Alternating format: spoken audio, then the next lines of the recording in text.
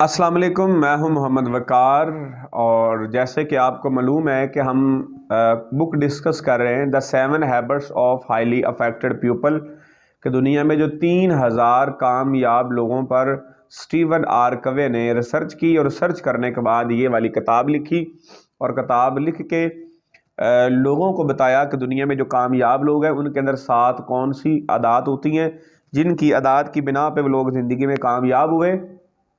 तो उनकी 7 आदतों में से हम ऑलरेडी जो है वो कुछ आदतें हम डिस्कस कर चुके हैं। तो आज हम डिस्कस करेंगे उसकी तीसरी आदत, कामयाब लोगों के अंदर कौन सी 7 ऐसी आदतें हैं। पहली आदत अब डिस्कस कर चुके, दूसरी भी हम आदत डिस्कस कर चुके हैं, अब हम तीसरी आदत डिस्कस करेंगे। पहली आदत है प्रोएक्टिव और दूसरी आदत है start with the and in mind और तीसरी आदत है पुट फर्स्ट थिंग्स फर्स्ट। यानी जैसे कि नाम से ज़ाहिर है कि ज़िंदगी में आप की जो ज़रूरी चीज़ें होती हैं उनको आप पहले करें और गैर ज़रूरी कामों को आप बाद में करें। तो पुट फर्स्ट थिंग्स फर्स्ट इसका मतलब ये है कि आप सबसे पहले अपनी ज़िंदगी में अपनी तरजीहात का तयन करें कि आपकी तरजीहात क्या है। आप ज़िंदगी में क्या करना चाहते हैं। जब इंसान की ज़िंदगी में उसकी तरजीहात का तयन हो जाता है, उसके मकासद, टारगेट्स, गोल्स और ड्रीम्स का तयन हो जाता है, तो इंसान फिर क्या करता है, उससे पता चल जाता है कि मेरी ज़िंदगी में अहम काम कौन से हैं और गैर अहम काम कौन से हैं। राइटर कहता है कि वो इंसान खुशकिस्मत है जिसको उसकी ज़िंदगी में जब उसको वो इंसान खुशकिस्मत है जब उसको अपनी ज़िंदगी में ये पता चल जाए कि उसकी ज़िंदगी में तरजीहात क्या है। तो एक होता है आवारा, एक होता है मुसाफिर। मुसाफिर वो होता है जिसकी कोई मंजिल होती है और आवारा की कोई मंजिल नहीं होती।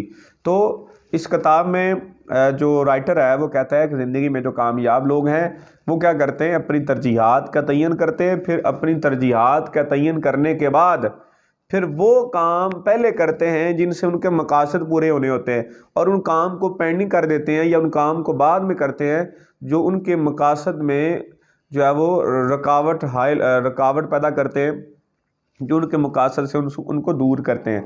तो जो राइटर है वो जो है वो क्या कहता है कि वो चार चार तरह के काम वो बताता है कि कहता है सबसे पहले अर्जेंट काम होते हैं, अर्जेंट, और दूसरा वो काम होता है नॉट अर्जेंट, और तीसरे काम होते हैं इम्पोर्टेंट, और चौथे काम होता है नॉट इम्पोर्टेंट। अब आपने ये डिसाइड करना है कि आपने कौन से काम पहले करने, कौन से काम बाद में करने।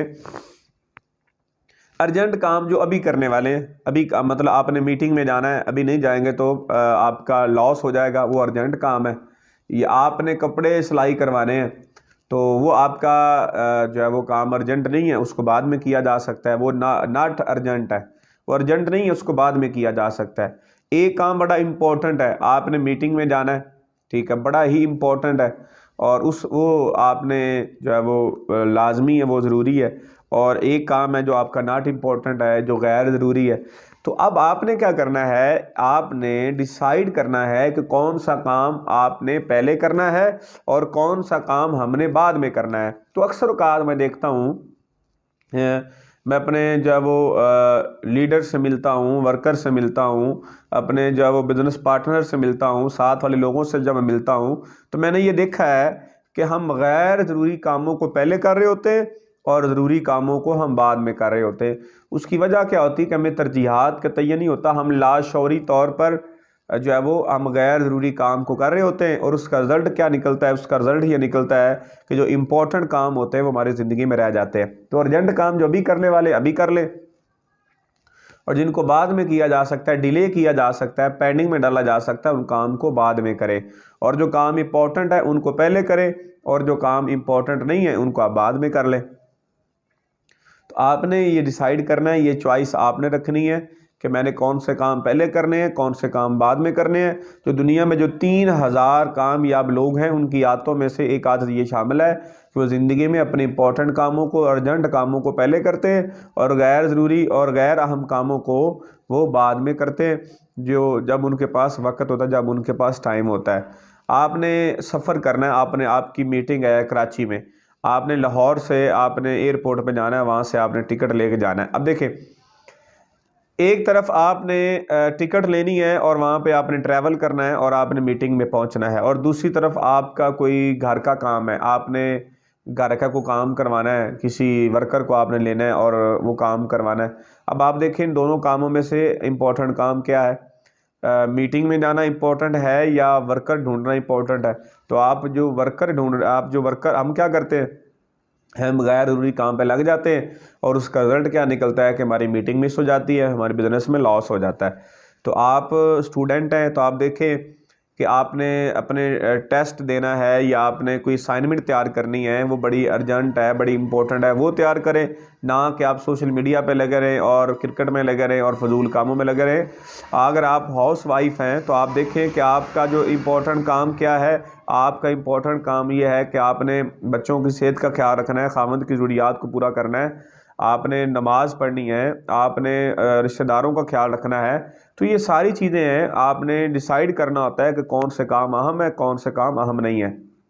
इसी तरह आप ज़िंदगी में रह रहे हैं तो ज़िंदगी में आपके लोगों के साथ रिलेशंस हैं, तल्लुकात हैं, आपके दोस्त अहबाब हैं, रिश्तेदार हैं, आपके जो है वो बिज़नेस पार्टनर हैं, आपके वर्कर्स हैं, आपके उस्ताद हैं, ठीक है, आपकी सोसाइटी है। तो आपने ये अब इन तमाम जो मैंने चीज़ें गिनवाई हैं, इनको टाइम आपका दरकार है, वक्त आपका दरकार है। फैमिली को भी टाइम देना है, बच्चों को भी टाइम देना है, रिश्तेदारों को भी टाइम देना है, बिज़नेस को भी टाइम देना है, और जो है वो आपने अपने टाइम को इस तरीके से मैनेज करना है, अपने टाइम को इस तरीके से मैनेज करना है कि आप से हर बंदा राज़ी हो जाए और हर बंदे को पूरा पूरा अपना टाइम दे। तो ये डिसाइड आपने करना है। तो उम्मीद करता हूँ आपको वीडियो अच्छी लगी होगी, अच्छी लगी लोगों के साथ शेयर कीजिएगा।